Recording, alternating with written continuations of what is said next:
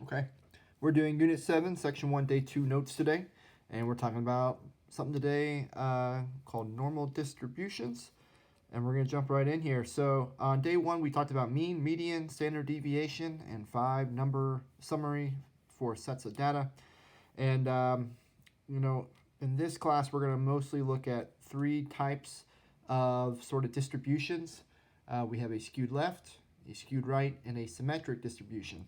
And really, we're mostly going to focus on the symmetric one, but just to start off with these 2 skewed types, when a distribution is skewed, you can look at the mean, but the median, the middle number, is going to be sort of the best way to describe the distribution numerically. So you're going to want to use the median for the skewed, but from what I've seen in the notes, there's really not anything after this dealing with skewed distributions. So let's get to what we are actually talking about today. When a distribution is symmetric, so this is a symmetric type of distribution, then the mean and the standard deviation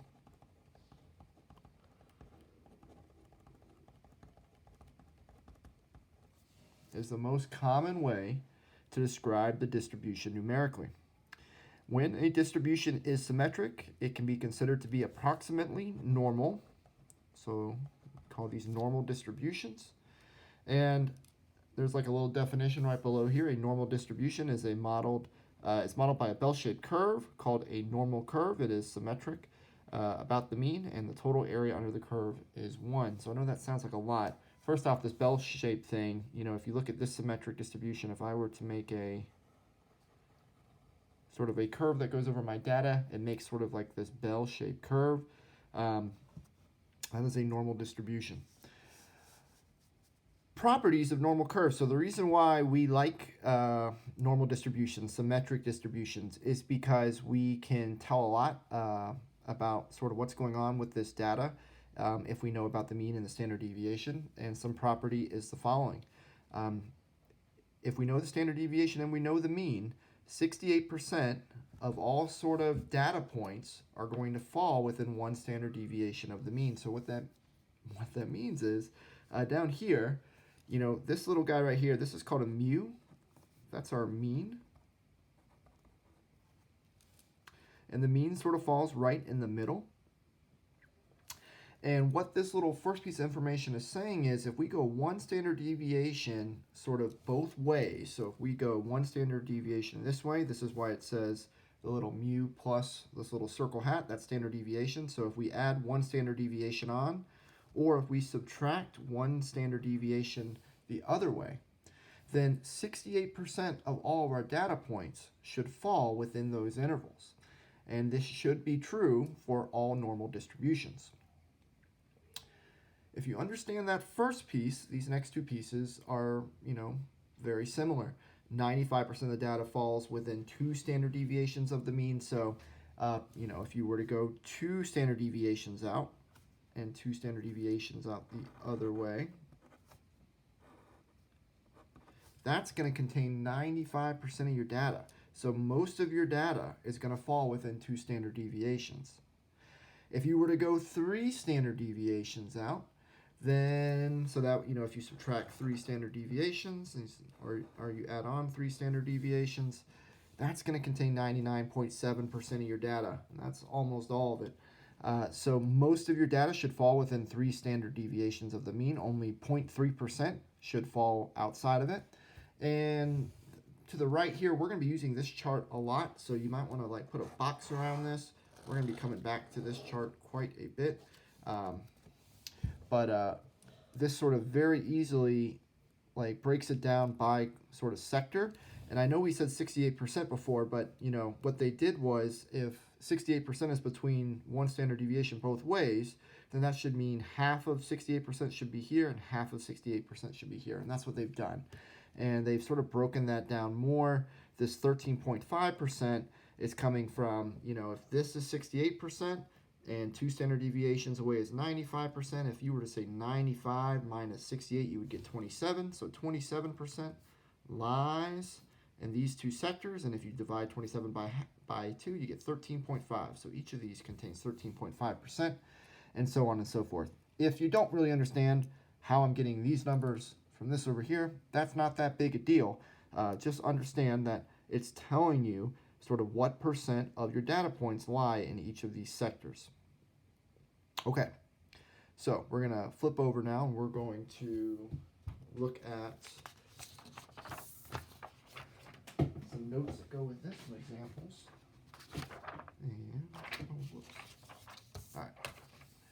So, suppose the mass of pennies minted in the United States after 1982 are normally distributed with a mean of 2.5 and a standard deviation of 0.02. Find each of the following. So find the percent of pennies that have a mass between 2.46 and 2.54. Okay, so we're going to do this first. I'm going to draw a little graph. I didn't mean to draw that opening line there first, but we can work with it. And this little opening line, this will be our mean. I'll do that little mu. And it says the mean is 2.5. So this is 2.5 right here. Okay.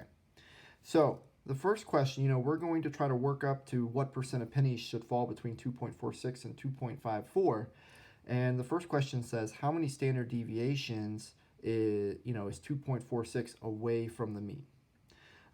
So 2.46 is below 2.5, and if the standard deviation is 0.02, we can hopefully see that we're subtracting 0.02 twice, and that's giving us 2.46. So this is 2 standard deviations away. Specifically, it's, subtracting 2 standard deviations from the mean, that gives you 2.46. If we look at 2.54, hopefully you can sort of see that if we take 2.50, the mean, and we add on 0.02 twice, we're going to get this 2.54. And so this is 2 standard deviations away as well. If I was going to the reason I sort of graphed this over here before is because if I try to copy this graph from the previous page, where if we go sort of 1 standard deviation out each way, we're going to contain 68% of our data. Well, if I go 1 standard deviation up, if I just add on 0.02 to 2.5, I'm going to get 2.52. And if I subtract 0.02 from 2.5, we get 2.48. So 68% of our data should be between 2.48 and 2.52. But that's not what the question was. It wants to know what percent of our data is between 2.46 and 2.54. So we go another standard deviation away. And if I do 2 standard deviations away, this is where we get the 2.46 and the 2.54. And we already knew they were 2 standard deviations away. We just wrote that. But what percent of our data falls within 2 standard deviations both ways? That should be 95%. So 95% of our data. And so our answer here, what percent of data falls within these 2 things? 95%. All right. So on part B, it says how far above the mean is 2.52? How many standard deviations is this? And the question here is find the probability that a random chosen penny has a mass greater than 2.52. All right, so might end up, well, let's just answer the questions first. So how far above the mean is 2.52? How many standard deviations that is? So it's 0.02.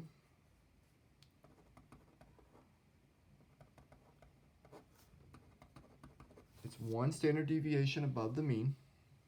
So 1 standard deviation above the mean. When the area of the curve is normal, it's separated into 8 parts. It says as shown above. It's talking about this picture from the previous page, just one I told you to put in a box that we were going to use a lot. And using this box right here, it says which of those parts satisfies the condition that the penny mass must be greater than 2.52. Okay, I'm going to draw a very quick picture. I don't want to do as much work as we did a second ago, so I'm going to draw this little bell curve.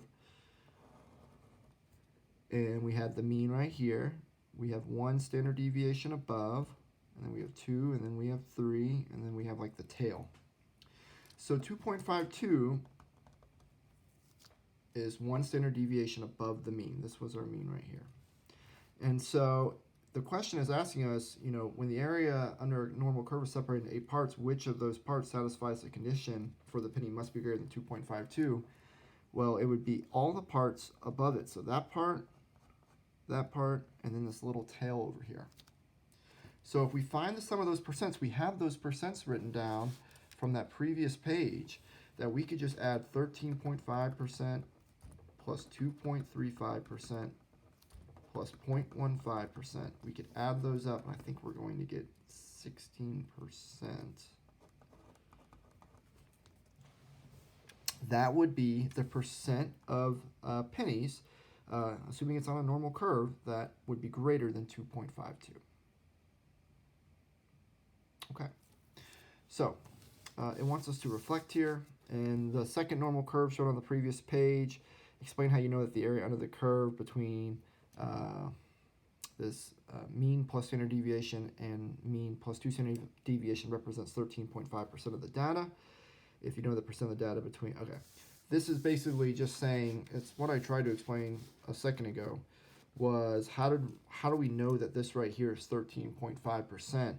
The reason we know that, and we have to assume that this over here is correct, if it's 68% sort of between, you know, 1 standard deviation both ways, and it's 95% between 1 standard deviation sort of 2 ways, then that would mean 95 minus 68, which is 27%, lies in sort of these two sectors combined. And if these two sectors are equal, and they should be equal, then we could just say 27 divided by 2, and that's going to give us 13.5%. So that's where that's coming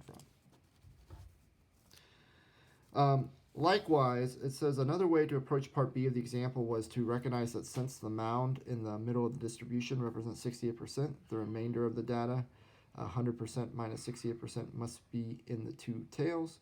Complete the reasoning to obtain the desired probability. What this is saying is back on this previous example that we had up here. I'm going to move this out of the way. What it's trying to say is when we had this terrible mound, if we have this thing where we have our mean in the middle and we were trying to find the percent sort of 1 standard deviation above, well, what it's saying is if we know that 68%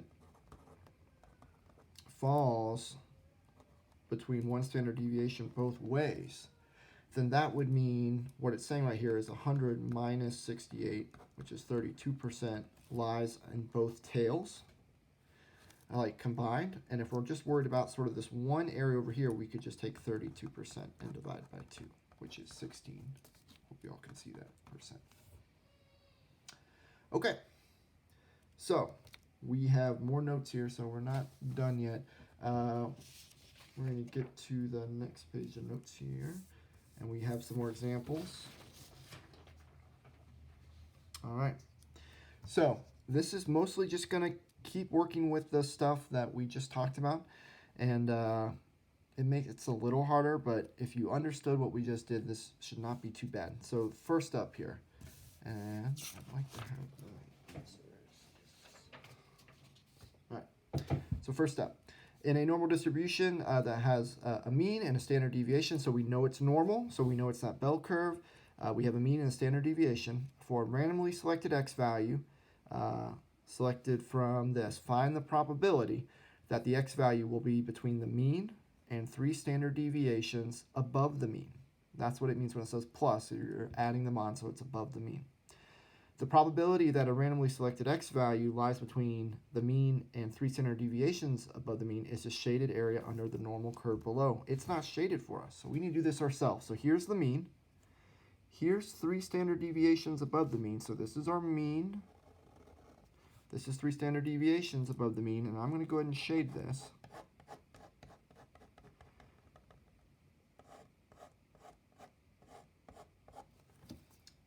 And it basically just wants us, the answer is, what is this percent right here? What percent is underneath the curve? And we just, we're going to go back to that table I had y'all sort of box in before. Let me see if I can bring this down. So 34% for this part, 2.35%. I guess I should write it like this, 2.35% for this part, and then oh no, that's not good. That's 13.5%, apologies, and then this is 2.35%. So 34% for this first part, 13.5% between 1 standard deviation and 2, and then 2.35% between 2 and 3. We're not going to include the 0.15 because that is after 3 standard deviations above the mean. So if we want to find sort of the percent that a data point is between the mean and 3 standard deviations above the mean, we want to add up these percents. And I believe we're going to get, oh, I'm so silly, I didn't even write that down. 49.85%. The probability, so that's the percent. It asks for the probability. I don't really care if you give me probability or percent. The probability would be 0.4985. So just keep that in mind. That's percent. That's the probability of it happening. All right. So number 2, a normal distribution has a mean and a standard deviation. Find the indicated probability for a randomly selected x value from the distribution. So what is the chance that we pick an x value that is less than or equal to a point 2 standard deviations below the mean? So here's our mean. Here would be 1 standard deviation away. Here would be 2. And 2 to the left because we're minusing. That's this right here. And it wants to know, what is the probability of picking a value that is less than this? The equal doesn't really matter. Don't let the equal mess you up. Equal makes no difference. So we're finding this over here. So what does that include? Well, that includes the 2.35% from 2 standard deviations to 3. And that includes the 0.15 sort of in that very small portion at the end. So if I add those together, 0.15 plus 2.35, we're going to get 2.5%. If we want to write that in probability form, a 0.025. So find the probability that we choose a value that is greater than or equal to a mean plus 2 standard deviations. So again, I'm going to draw my mean. Here's 1 standard deviation above it. Here's 2. And what is the probability of choosing an x value sort of over on this side? So what does that include? Well, again, we have the 3rd standard deviation, and then we have the little tail. So there's 2.35% right there. And then there's 0.15% right here. And if we add those together, we're going to get 2.5%. This is the same answer from the previous problem. And this sort of makes sense. This looks sort of symmetrical and identical. The probability that a value would fall below 2 standard deviations from the mean should be the same probability as a value falling above 2 standard deviations above the mean. C. So find the probability that we choose an x value between 2 standard deviations below and 1 standard deviation above. So I'm going to draw my mean in. If I subtract 2 standard deviations, so here's 1 standard deviation, here's 2, so this will be our x minus 2. And if we add 1 on, that's just going 1 over. And so we're finding the probability that sort of it falls in there. So what does that include? Well, that includes 2 of those 34%, because it includes both of these ones in the middle, 1 standard deviation away.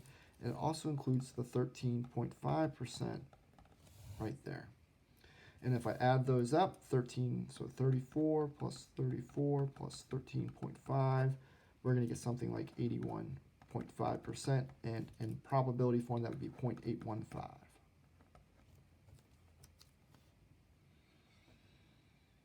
All right, and number 3 is 3, 4, and 5 are exactly the same.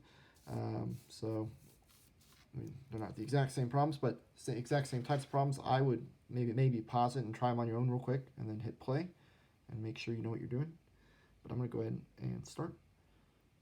So, what is the probability of choosing an x value that is less than or equal to 1 standard deviation above the mean? So we have our mean right here. If we go 1 standard deviation above, we're going to get that right there. And what is the probability of choosing an x value that is less than or equal to that? So it's not just this, it's sort of this whole part over here too. So what does this include? Well, it includes 1 standard deviation below, 2 standard deviations below, and 3 standard deviations below. So you could take the 34, so we have 34 here, 34 here, 13.5, 2.35, and then 0.15, and you could just add all those together and see what you get. You're going to get 84%, or 0.84. The easier way to do this is, if you note this right here is 34%, you should understand that 50% of your data lies below the mean. So you could just take 34 and add that to 50 as well if you don't want to add all those up. Okay, what is the probability of picking an x value less than or equal to a value 3 standard deviations below the mean? So this is going to be a pretty small chance. Here's our mean. If we go 3 standard deviations away, we're right here. And what is the chance of choosing one less than that? So just this little tail at the very end here. That's our 0.15% according to our little table. And, 0.15% in probability form is 0.0015.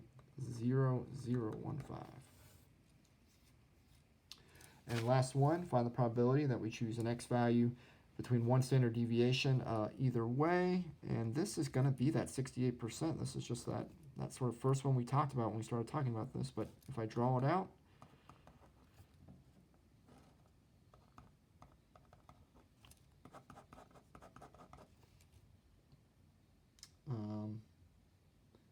and that's going to be 68%.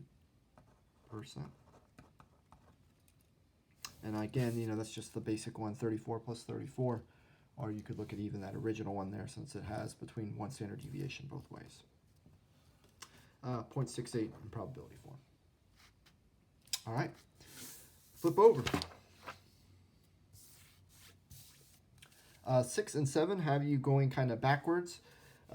Basically, give the percent of the area under the normal curve represented by a shaded region. I guess it's really not going backwards that much. It just wants, I guess it's just, no, it's already doing the work for you. You just have to go look at your chart and add up the things. So on number 6, let me bring this down so we can use our chart. Between 1 standard deviation and 2 standard deviations, we know that's 13.5%.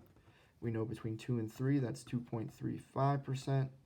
And we know that this little tail at the end is 0.15%. We just want to add all those up and see what we get. And we're going to get 16%. And it asks for the percent this time, so I'm going to use percent. On number 7, we're finding the percent, on this side and this side added together. And again, so this between 2 standard deviations and 3, that's 2.35. Everything less than 3 is 0.15, and it's the same thing on this side, 2.35, 0.15. And we just want to add those up, and I think we're going to get 5%. I don't know why I said, 5%.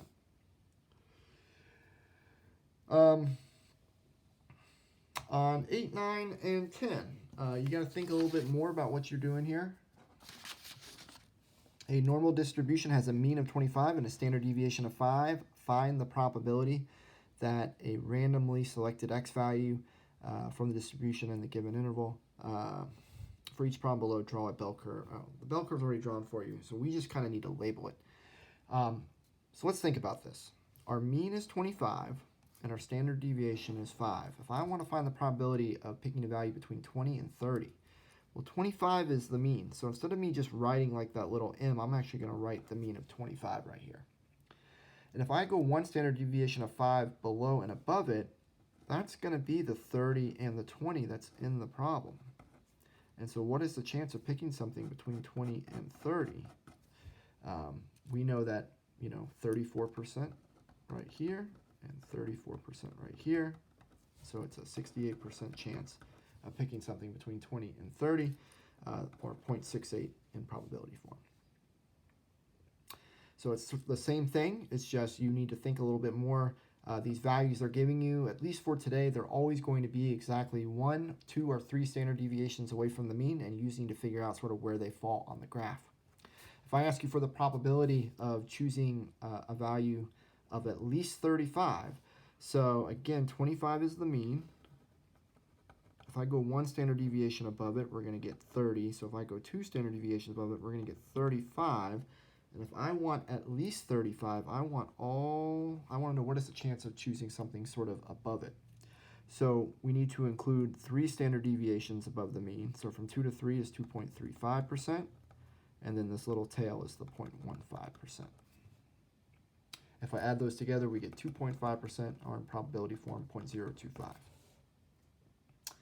And last example, ooh, these notes were long. At most 30, so the mean is 25, so same deal. If I add on 1 standard deviation, we get 30. What is the probability of choosing somebody that is at most 30, sort of in this normal distribution? So that is everything less than 30. If it's at most 30, it can't be more, but it can be less. And then you need to think about sort of what all this is. And I'm going to use that shortcut I talked about, I think on number, what was that, 6?